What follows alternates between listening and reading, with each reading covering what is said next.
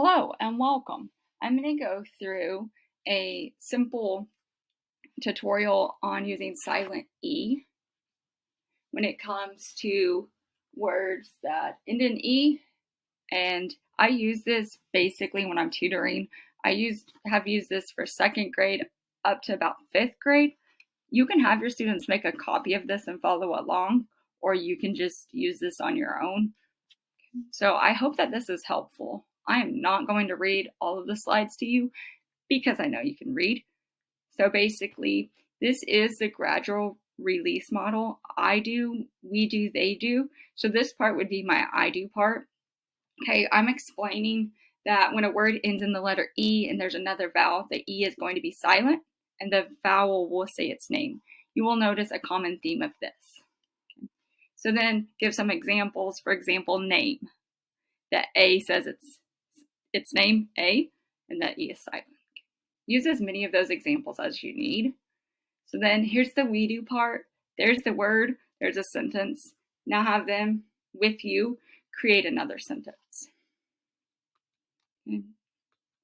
You will notice a theme here of using the long A sound. Now it's their turn. So this part is very important in the drawing it and the creating of the sentences. Make sure you give them an opportunity to share, okay, what they've done.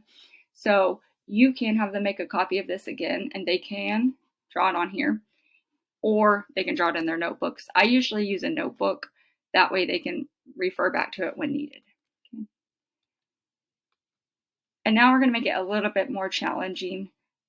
Basically, we're going to add an E to the end of the word, and now see if they can tell you what the word is. So bit becomes bite. So I would give them the word such as rid and say, now add the silent E. What word do we get? And see if they can do it. Can they get the word ride? It kind of brings in some higher level thinking here. Okay, so I just go through these words with them. And then we're back to the simpleness again, but have them read the sentences. So the next slide, it will have a timer on it. The timer does count up, so you can stop it at any time. And I basically just tell them, I want to see where I can help you in making sure that you understand the silent E and the vowel says its name. So I've given you a list of words and I'm going to time you. Don't worry about the time. Don't worry about what I write down. This is just for me as a teacher to make sure that you understand. Also, this is great for your demonstration of learning. Okay. So there's the words. If you click or you can click with your mouse or your space bar, it's going to start the stopwatch and it's going to count up. I usually have them go through the words. A cold read, just go, I start it, and then I'll come back to it a little bit later and we'll see if we can beat our time. So there you go. That's all it does. And then you can just stop. Make sure that you praise them for as many words as they got. And then have them create some illustrations out of words. What I like to do is I like to do a museum walk where I have these words on anchor chart paper and I let them illustrate what the word means on the anchor chart paper, and then we rotate. That way they get to show off what they've done to their classmates.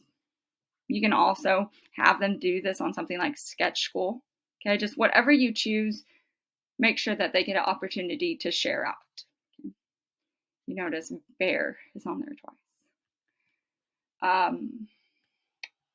And then let's review what we've learned. This is very important. That way they can tie what they've learned back to knowing that they actually did learn something.